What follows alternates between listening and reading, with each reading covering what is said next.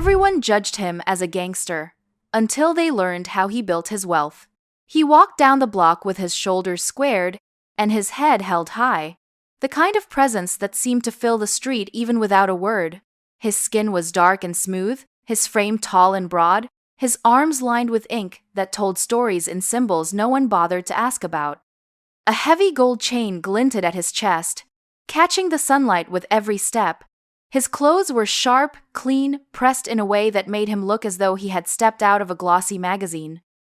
To the people who watched from doorways and stoops, he was not simply a man. He was an image, and that image spoke louder than any truth he might have offered. Whispers followed him wherever he went. Children playing on the sidewalks paused their games and stared until their parents called them back. Mothers tightened their grip on small hands and tugged them closer as he passed, their eyes quick to avert but their unease clear.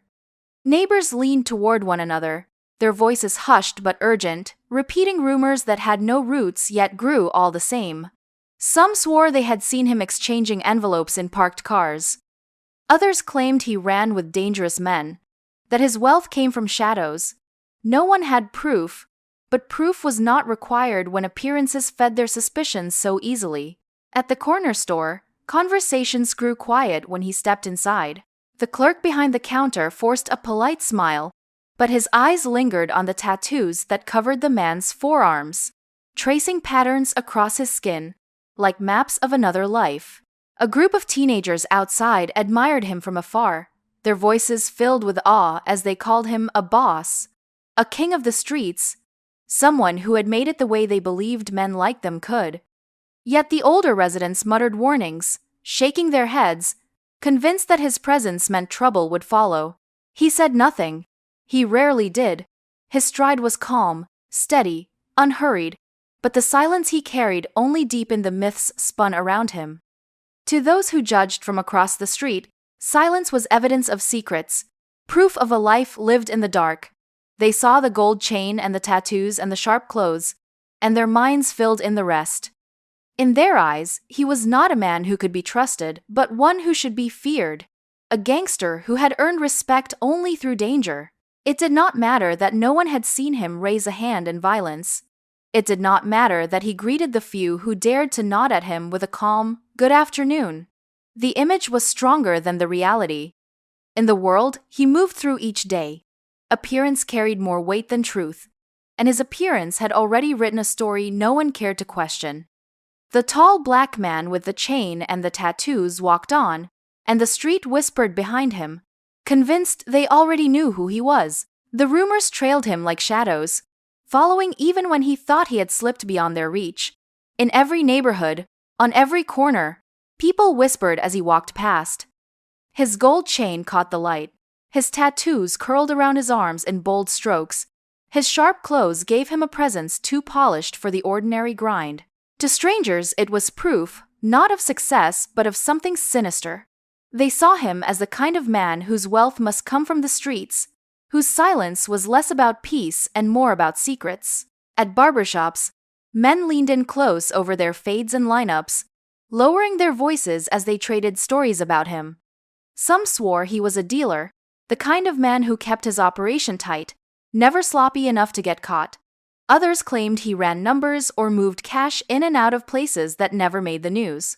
In pool halls and diners, they pointed at the way he never seemed pressed for money, the way his car always gleamed as if fresh off the lot. To them, appearances made the story, and the story never left room for innocence. On porches where elders rocked in weathered chairs, the talk carried a different edge. They shook their heads and told their grandchildren to keep away, to stay out of the orbit of a man like that. His silence to them was not discipline but menace. They warned that men who dressed like kings on the outside were often carrying darkness within. They did not know what he did for a living, but they had no interest in asking either. In their eyes, it was safer to assume than to learn the truth. The younger crowd was split. Some admired him, pointing out his clothes, his watch, the car that glided down the block without a scratch. To them, he was a figure to aspire to, proof that the world could be conquered with swagger and toughness. Others feared him, convinced that he commanded a crew that moved in silence, ready to strike at anyone who crossed them.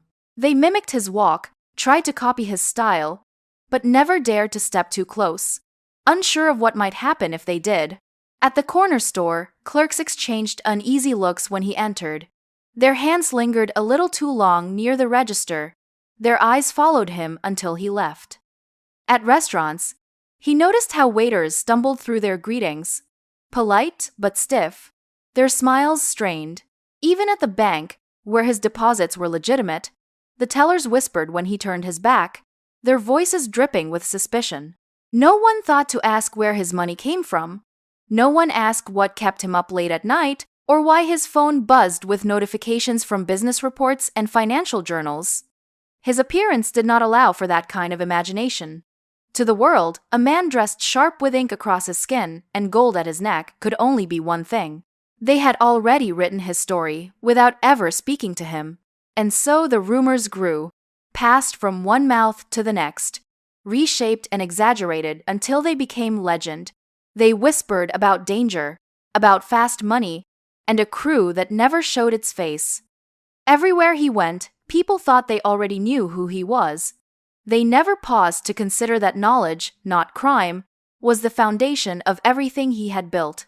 When the doors closed behind him and the noise of the street faded away, the world he lived in was nothing like the one people imagined. The sharp clothes came off, folded neatly in his closet, the gold chain set carefully on the dresser.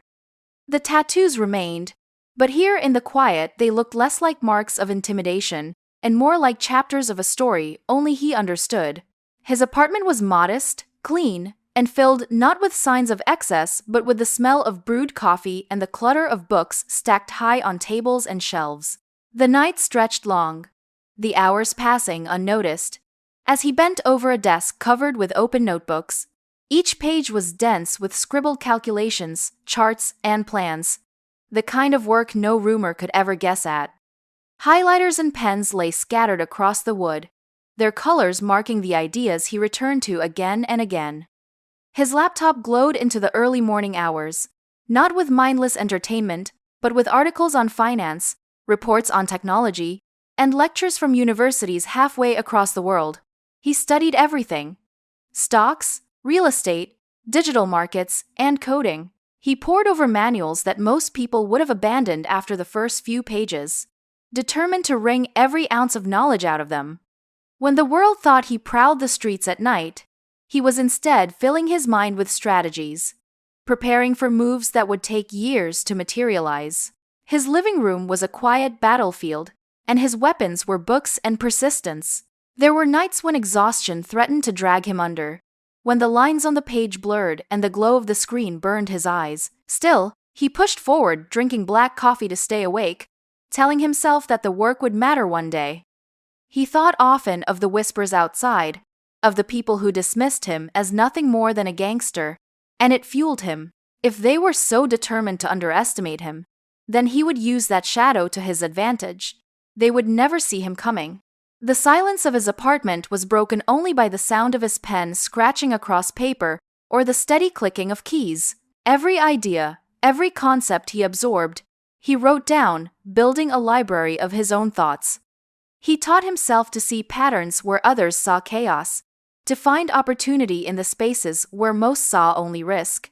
He learned not from classrooms but from trial and error, from the stubborn refusal to accept ignorance as his fate.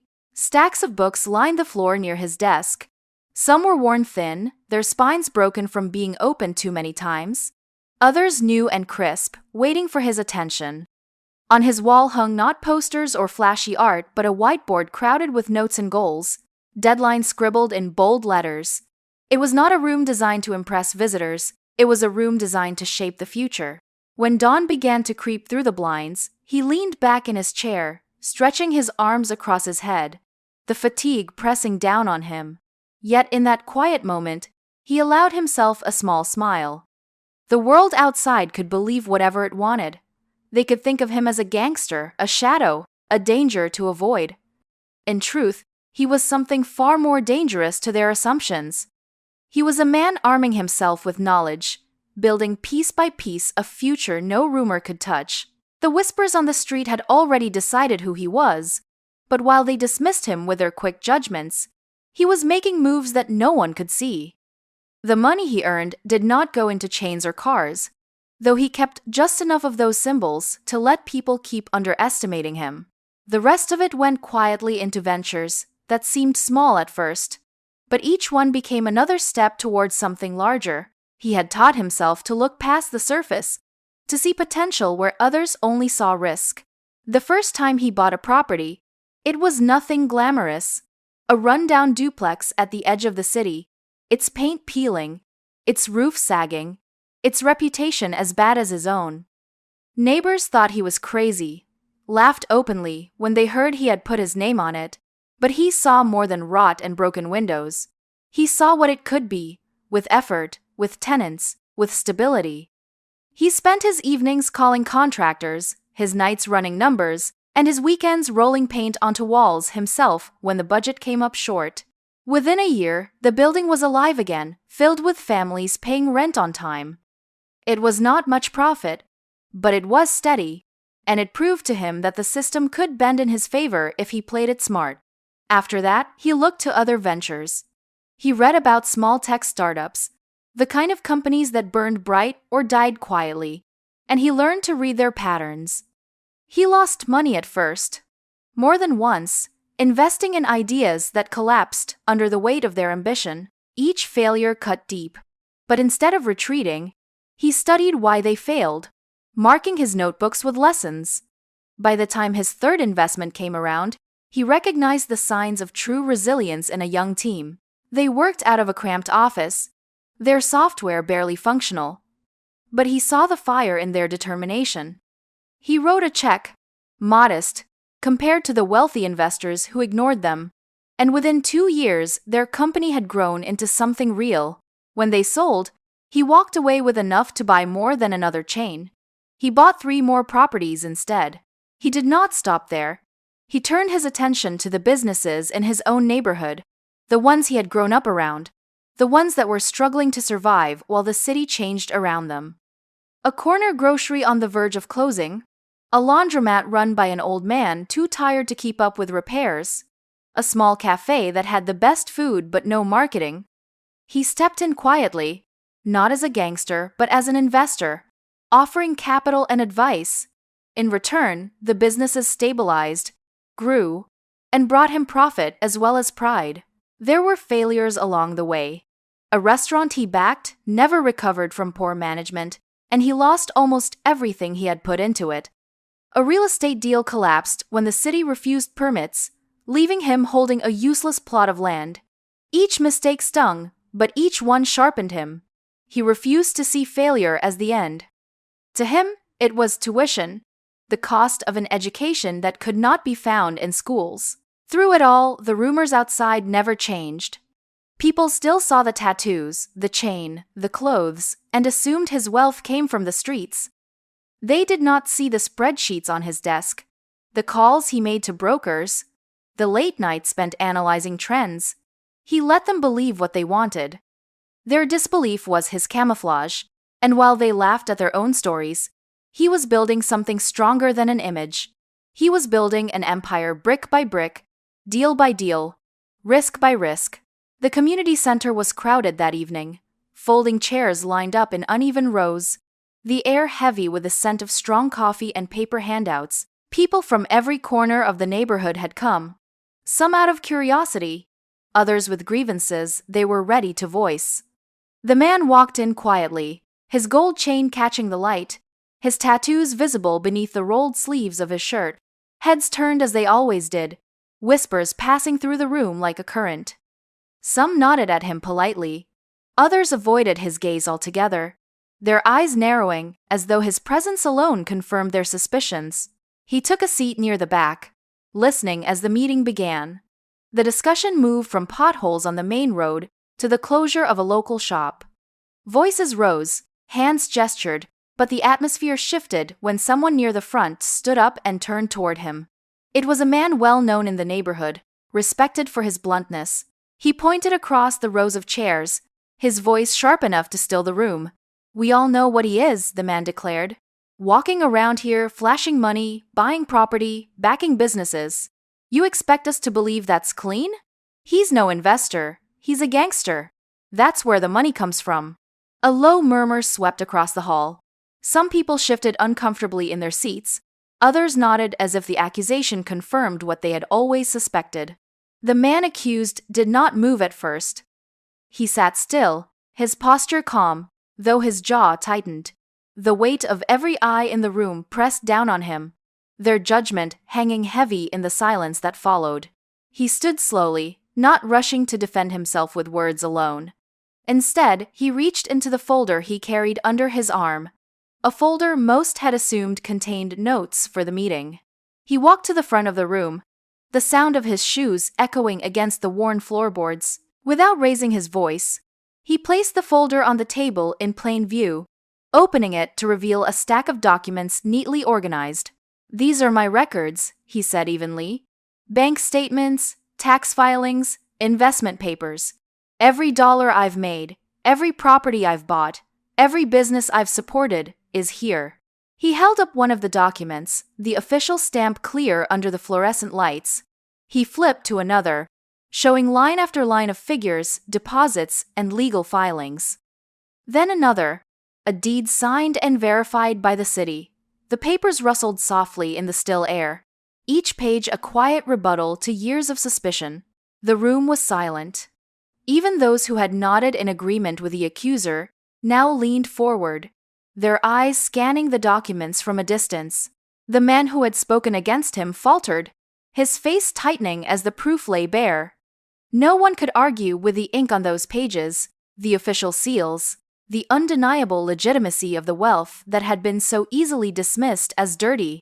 "I don't run crews," he said finally, his tone steady. "I run businesses. I don't push drugs. I push investments. And while you whisper about me, I am building something that belongs to all of us. Something that lifts this neighborhood instead of tearing it down." The silence deepened, not heavy with suspicion now, but with the weight of realization. The accuser lowered his hand, his voice gone, and the rest of the room watched in stunned quiet as the man gathered his papers once more. He had not shouted, had not threatened, but the truth he carried in those documents was louder than anything the rumors had ever claimed. The silence that had filled the community hall did not stay there. By the next morning, whispers of what had happened began to move through the neighborhood with the same speed as the rumors that had once painted him as a criminal. Only this time, the whispers carried a different weight. People repeated the scene with wide eyes, describing the folder of documents, the steady way he had presented them, the calm authority in his voice. Those who had been there told the story to those who had not, and each retelling chipped away at the old image people had clung to for so long. At the corner store where clerks had once kept a cautious eye on him, the conversations shifted. Customers who used to lower their voices when he walked in now spoke openly, some even with admiration. They commented on his discipline, on the way he had built something out of nothing. A man who had once insisted loudly that he was a gangster now admitted quietly that maybe he had been wrong, that perhaps there was more to him than the chain and the tattoos. In barbershops, the talk was different too. Where before his name was a warning to young boys, now it was used as an example. The barbers who had fueled rumors replaced them with stories of his investments, his late nights of work, his sharp mind for strategy. They told customers that the man people thought was dangerous had instead become wealthy through vision and persistence, that he was not proof of a gangster lifestyle, but proof that knowledge could be more powerful than any street hustle. Elders on their porches began to see him differently as well. The same men who had shaken their heads when he walked by now nodded in quiet respect. They still clutched their grandchildren close, but now they spoke to them about discipline, about study, about carrying yourself with dignity, even when the world misjudges you. Some even apologized to him with subtle gestures, a nod or a wave they had never offered before. The teenagers who had admired his style but feared his reputation looked at him with new eyes. To them, he was no longer a figure of mystery, a supposed king of the streets. He became something more impressive, a man who had built wealth through intelligence and patience. They began to copy not just his walk, but his work ethic, talking about starting their own businesses, reading the same books he was rumored to spend his nights studying. In their eyes, he had become a symbol of what could be achieved without falling into the traps the world expected of them. Even the people who had spoken against him most harshly found themselves reconsidering, some out of guilt, others out of genuine admiration. They saw that he had not only proven them wrong, but had done so without anger or revenge, simply by letting the truth of his success speak louder than their doubts. The more they heard about his properties, his startup investments, his support for small businesses, the more they realized that his work was not only for himself, it was shaping the very neighborhood that had turned its back on him. Word of his story spread beyond his block, into neighboring communities and even into the local press. What had once been whispered, suspicions of crime became public acknowledgement of a man who had risen through knowledge and vision. Those who had once avoided him now sought him out for advice, hoping to learn from the discipline he carried so quietly for so long.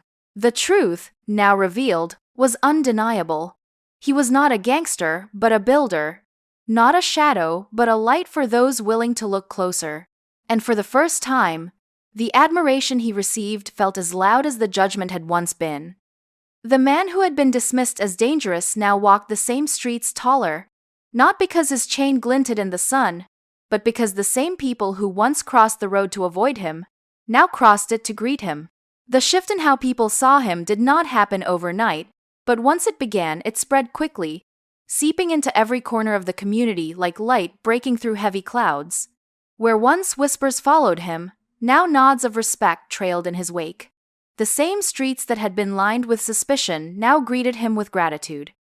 He had endured years of judgment, shoulders heavy under the weight of false assumptions, but the truth of who he was had risen too strongly to be denied.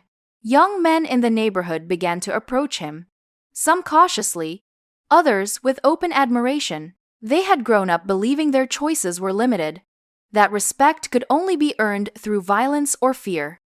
To them, his tattoos and chain had once been symbols of the life they expected to follow, a life tied to hustling, fighting, and surviving day to day. Now those same symbols meant something different.